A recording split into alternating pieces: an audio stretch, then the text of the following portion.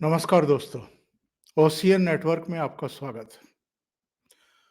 गुजरात के नतीजे आ गए, हिमाचल के नतीजे आ गए, दिल्ली एमसीडी के भी नतीजे आ गए और जिन राज्यों में उपचुनाव हुए थे विधानसभा के लिए, उनके भी नतीजे आ गए। कौन कहां से जीता है, ये अब आपको भी पता है। गुजरात में 12 तारीख को भूपेंद्र पटेल फिर से मुख्यमंत्री पद की शपथ लेने जा रहे हैं और भारतीय जनता पार्टी को गुजरात में इस बार ऐतिहासिक बहुमत हासिल हुआ है। 182 के सदन में भारतीय जनता पार्टी ने 156 सीटें जीती हैं और शेष में कांग्रेस भी है, आम आदमी पार्टी भी है और निर्दलीय भी हैं। हिमाचल प्रदेश में 68 सदस्यीय विधानसभा है। कांग्रेस को पूर्ण बहुमत हासिल हो गया है, 40 सीटें मिल गई हैं, पूर्ण बहुमत से भी 5 सीटें ज्यादा हैं। भारतीय जनता पार्टी जो पिछले 5 साल से वहां की सत्ता में थी, उसको 25 सीटें मिली है, वो सत्ता से बाहर हो गई है।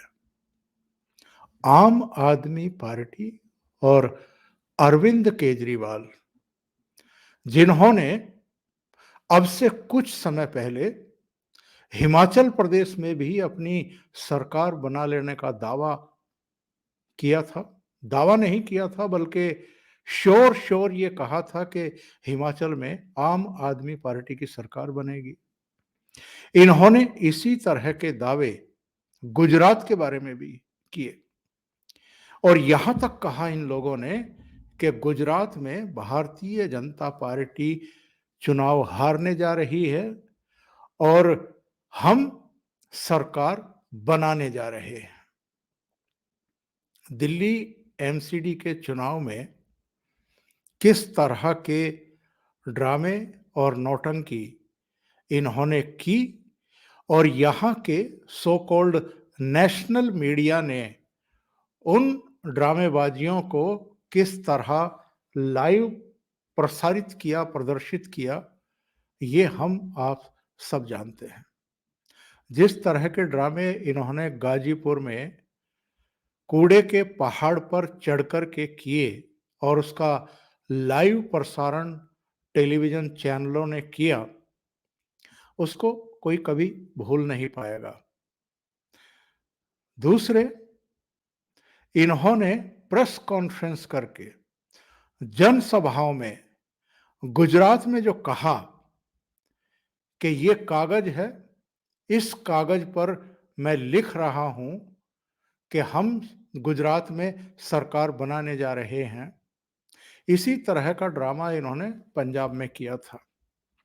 और पंजाब में चूंकि इनकी सरकार बन गई, अकाली और कांग्रेस का वहां एक तरीके से सूपड़ा साफ हो गया। नाराजगी थी लोगों में कांग्रेस के कुशासन को लेकर के भी और अकालियों का जो 10 साल का शासन था 2017 तक, उसको लेकर के भी। इसलिए विकल्पहीनता के चलते अरविंद केजरीवाल की पार्टी को वहां जनादेश मिल गया, इनका मुख्यमंत्री बन गया भगवंत सिंह मान के रूप में और वहां अब इनकी सरकार है।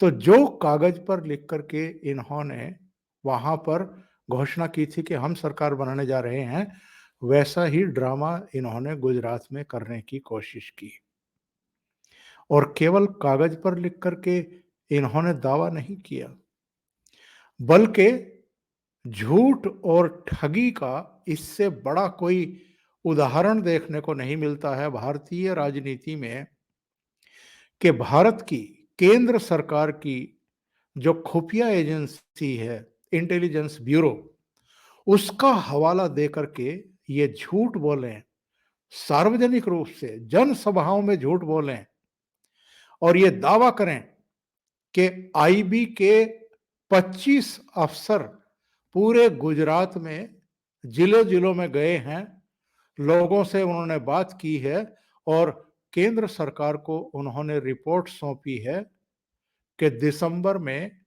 आम आदमी पार्टी की सरकार बनने जा रही है।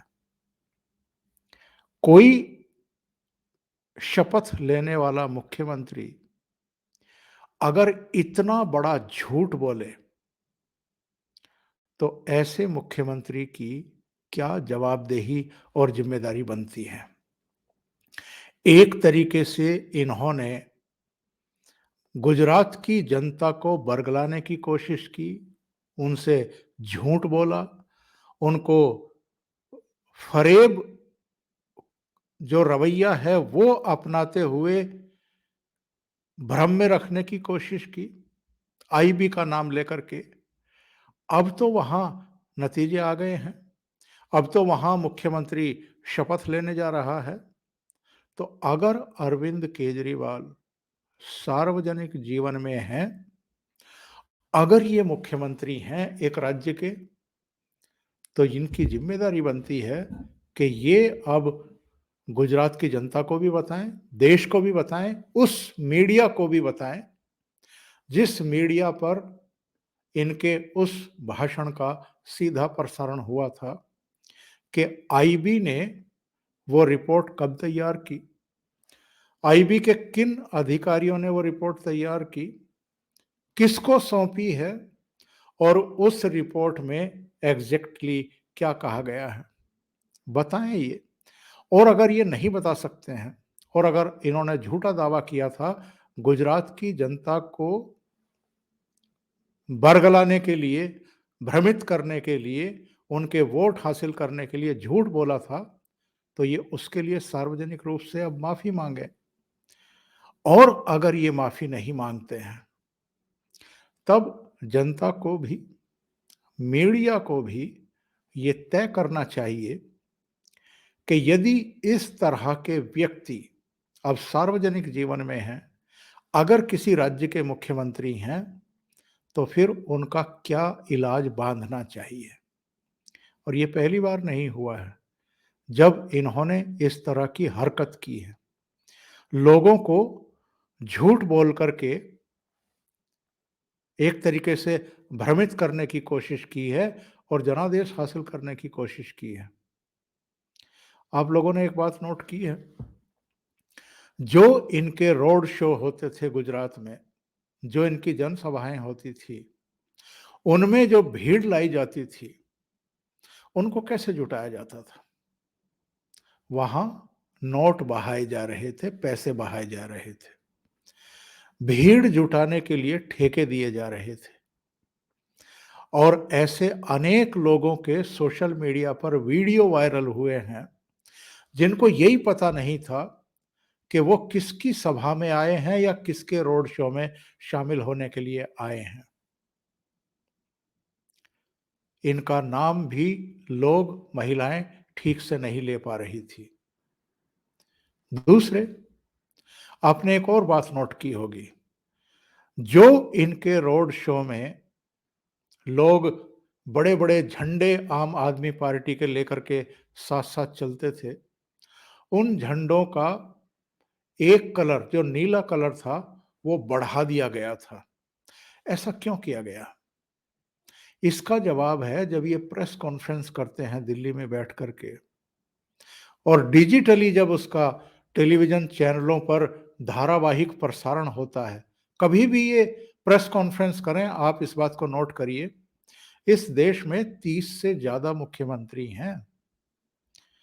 उन 30 मुख्यमंत्रियों के भाषण, प्रेस कॉन्फ्रेंस, कंट्रोवर्शियल जो स्टेटमेंट हैं, कमेंट हैं, वो कभी सीधे प्रसारित नहीं होते। लेकिन दिल्ली के मुख्यमंत्री की सारी प्रेस कॉन्फ्रेंस, जो भी कंट्रोवर्शियल इनके रिमार्क्स होते हैं, वो सारे चैनल अबाध गति से, निर्बाध प्रसारित करते हैं। क्यों करते हैं? ये जरा सोचिए, इस पर सोचना बहुत जरूरी है।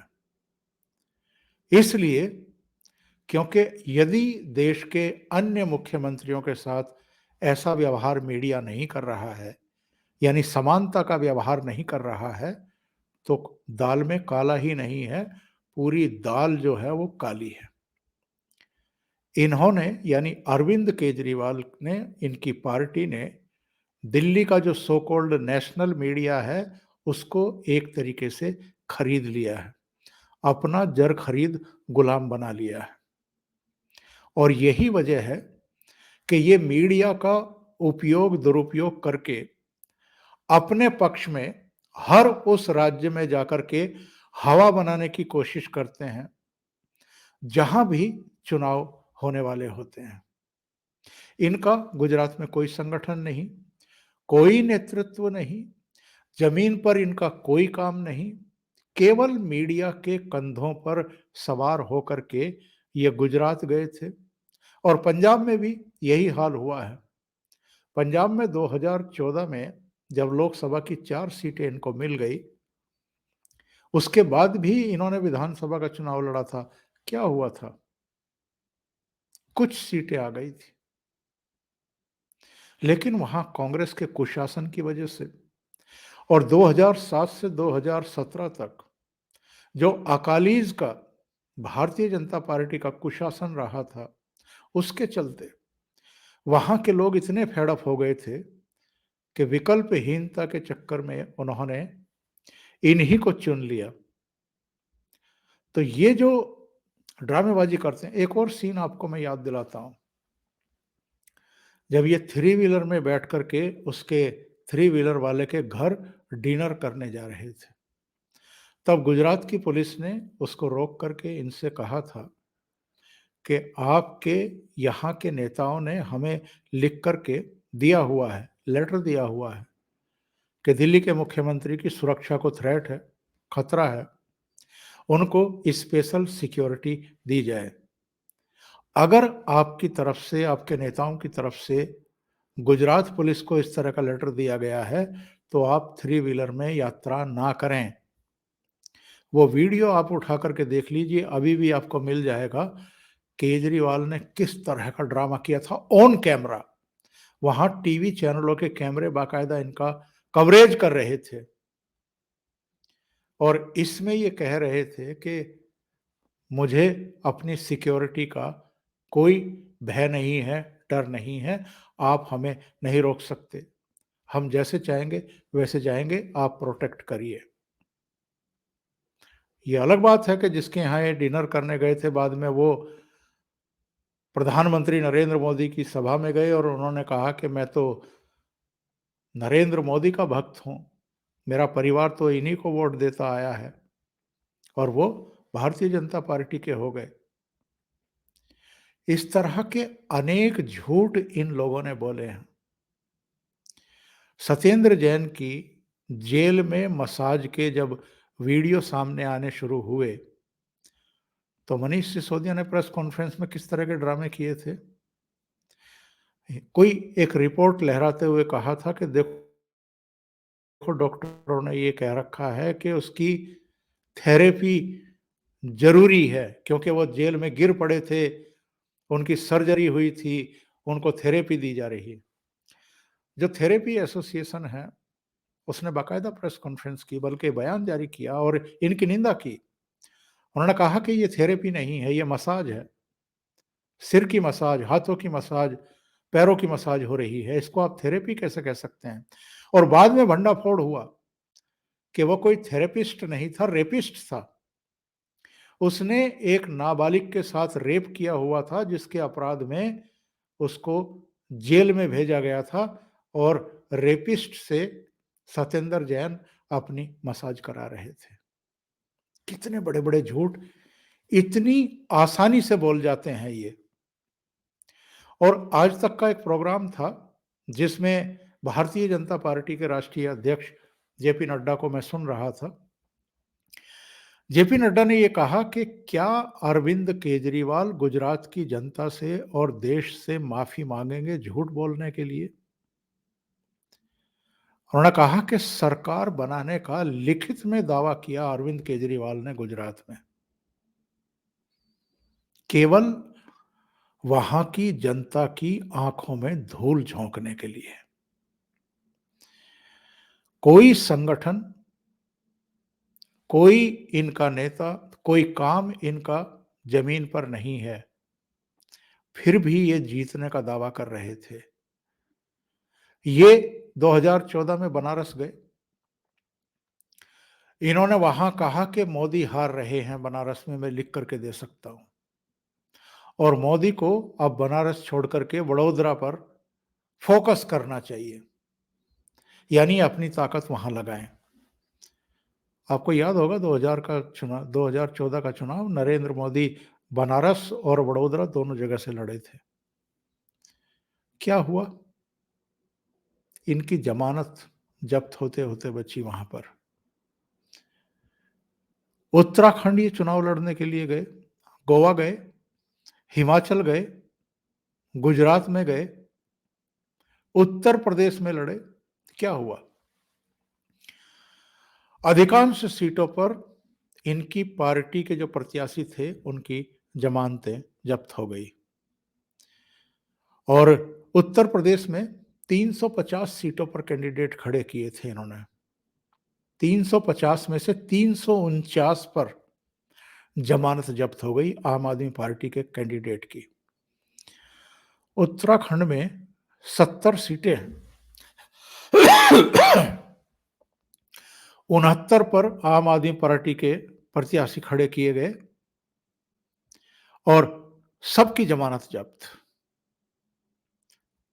65 की जमानत जब्त हो गई 69 में से। केवल 4 कैंडिडेट ऐसे थे जो जमानत बचाने में कामयाब रहे। जो इनका सीएम कैंडिडेट था वहां पर, कर्नल अजय कोठियाल, आपको याद होगा, वो बाद में भारतीय जनता पार्टी में शामिल हो गए। केवल 13 महीने इनकी पार्टी में रहे। गोवा में 39 सीटों पर इन्होंने कैंडिडेट खड़े किए 40 में से। 39 की 39 पर इनकी जमानत जब्त हुई। हिमाचल में 68 में से 67 सीटों पर इन्होंने अपने प्रत्याशी खड़े किए, सब पर जमानत जब्त हुई। और गुजरात में भी जो हुआ है वो आपके सामने है। तो सवाल ये है कि सार्वजनिक जीवन में रहते हुए, मुख्यमंत्री रहते हुए, गोपनीयता की शपथ लेने के बाद कोई आदमी इतने बड़े झूठ कैसे बोल सकता है? और सबसे बड़ा सवाल ये है कि इनकी जो ये झूठ की और ठगी की, फरेब की जो राजनीति है, ये आखिर कब तक चलेगी? अभी के लिए इतना ही। बहुत बहुत धन्यवाद। अगर आपको ये चैनल और इसके कंटेंट पसंद आ रहे हैं तो लाइक करें, कमेंट करें, वीडियो को शेयर भी करें। अभी तक अगर आपने ये चैनल सब्सक्राइब नहीं किया है तो सब्सक्राइब कर लें और साथ में लगे बेल आइकॉन को दबा दें, ताकि आगे आने वाले वीडियो और उनके नोटिफिकेशन आप तक पहुंचते रहें। बहुत बहुत धन्यवाद। नमस्कार।